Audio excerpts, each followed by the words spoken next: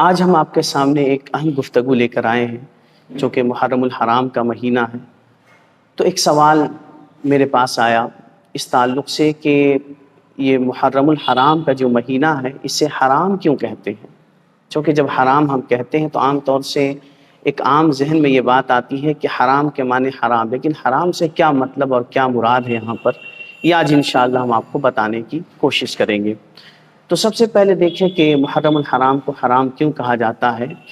اور اس کے لیے سب سے پہلے ہم قرآن پاک کی ایک آیت سورہ توبہ کی لے لیں، جہاں اللہ تبارک و تعالی ارشاد فرماتا ہے ان عدۃ الشہور عند اللہ 12 شہرا فی کتاب اللہ یوم خلق السماوات والارض، پھر اس کے بعد منہا اربعۃ حرم فلا تظلموا فیہن انفسکم۔ یہ مکمل آیت ظاہر میں نے کچھ بیچ میں حذف بھی کیا ہے، بس بتانا مقصد یہ ہے کہ اللہ تبارک و تعالی اس آیت کریمہ میں فرماتا ہے کہ اللہ کے نزدیک 12 مہینے ہیں، جن میں سے 4 مہینے کیا ہیں، یہ حرام کے مہینے ہیں۔ یعنی کہ اللہ فرماتا ہے اس میں کہ ان 4 مہینوں میں کسی طرح کا کوئی ظلم مت کرو،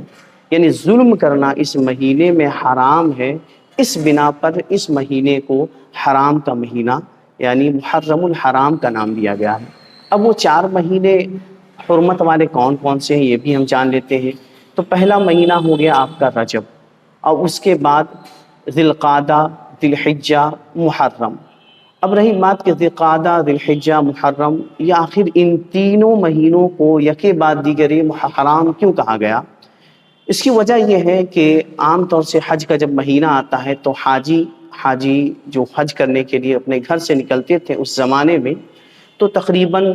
ذی القعدہ میں ہی وہ اپنے گھر چھوڑ دیتے تھے، اور ذی الحجہ کا مہینہ ہوتے ہوتے وہ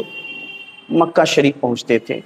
اور پھر جب حج کے تمام ارکان مکمل کر لیتے تھے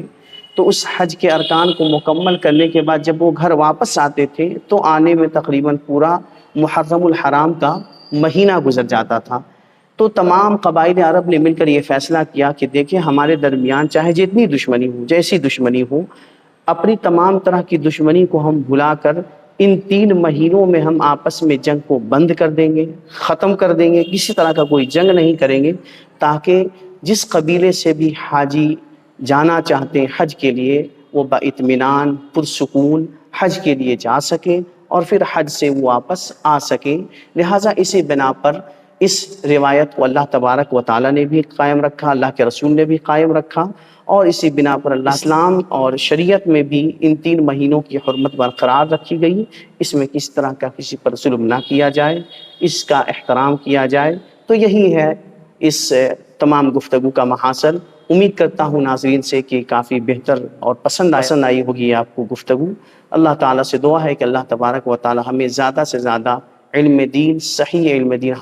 حاصل کرنے کی توفیق و رفیق عطا فرمائے، آمین۔ اور ناظرین کرام، ایک گزارش ہے کہ اس طریقے کی دینی معلومات اور صحیح دین کی معلومات حاصل کرنے کے لیے ہمارے چینل MT ازہری کو آپ فالو کریں، سبسکرائب کریں، تاکہ آپ تک دین کی صحیح معلومات پہنچ سکے انشاءاللہ تبارک و تعالی۔